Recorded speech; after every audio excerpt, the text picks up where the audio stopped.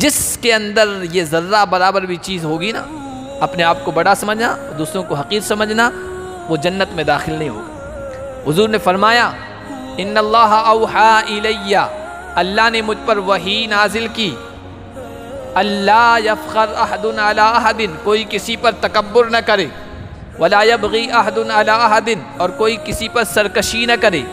اور دوسری حدیث میں آیا، اللہ کے نبی صلی اللہ علیہ وسلم نے ایک موقع پر فرمایا لا يدخل الجنت من کان فی قلبہ مثقال ذرۃ من کبر، کبر تکبر، بڑائی اور فخر کا ذرہ برابر بھی حصہ کسی کے دل میں ہوگا وہ جنت میں داخل نہیں ہوگا۔ تو اللہ کے نبی صلی اللہ علیہ وسلم کے ایک صحابی اٹھے، انہوں نے کہا یا رسول اللہ ان رجل یحب ان یکون ثوبہ حسنا ونعلہ حسنا، ایک آدمی یہ پسند کرتا ہے کہ اس کا کپڑا اچھا ہو، اس کے جوتے اچھے ہو، کیا یہ بھی تکبر میں داخل ہوگا؟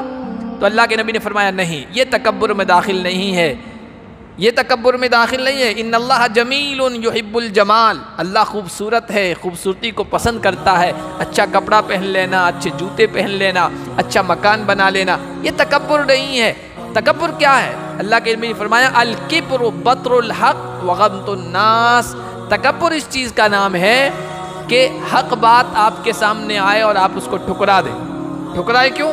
میں بڑا ہوں یہ چھوٹا ہے، میں مالدار ہوں یہ غریب بات کہہ رہا ہے، میں عہدے والا ہوں یہ بغیر عہدے کے بات کہہ رہا ہے۔ آدمی تبھی تو ٹھکرا دا کسی کی بات کو، حق بات آئے تو ٹھکرا دینا، وغمط الناس، اور لوگوں کو حقیر سمجھنا۔ آپ اچھا کھا رہے ہیں، پی رہے ہیں، پہن رہے ہیں، اچھے میں رہ رہے ہیں، اچھی سواری ہے، لیکن کسی کو حقیر نہیں سمجھتے۔ آپ کی کار جا رہی ہے، سامنے والا سائیکل والا آ رہا ہے اور کمزور حیثیت والا آ رہا ہے، آپ حقیر سمجھنے لگ گئے۔ اپنے سے چھوٹی گاڑی والے کو دیکھیں، یہ دیکھو ڈبہ جا رہا ہے، اس طرح کی باتیں کرنے لگ گئے۔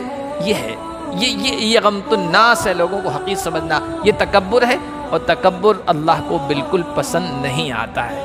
کبریائی بار بار تفسیر میں آتا ہے، اللہ کے نبی نے فرمایا الکبریاء ردائی والعظمت ازاری فمن نازعنی واحدا منہما قذفتہ فی النار ولا ابالی۔ بعض روایت میں ولا ابالی کا لفظ نہیں ہے، بغیر ابالی کے۔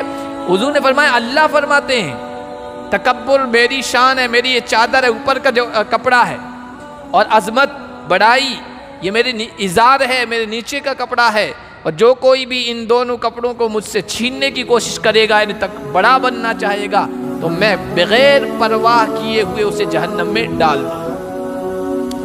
اللہ کے نبی صلی اللہ علیہ وسلم نے ایک موقع پر ارشاد فرمایا، ترمذی کی روایت، کہ کوئی آدمی اس حال میں مرے، اس کی روح اس کے جسم سے اس حال میں جدا ہو کہ اس میں تکبر نہ ہو، اس میں خیانت اور غلول نہ ہو، اور بعض روایت میں ایک اور لفظ ہے کہ اس پر دین یعنی قرض نہ ہو، وہ سیدھا جنت میں جائے گا۔ تکبر آ گیا تو وہ جنت میں داخل نہیں ہو سکے گا۔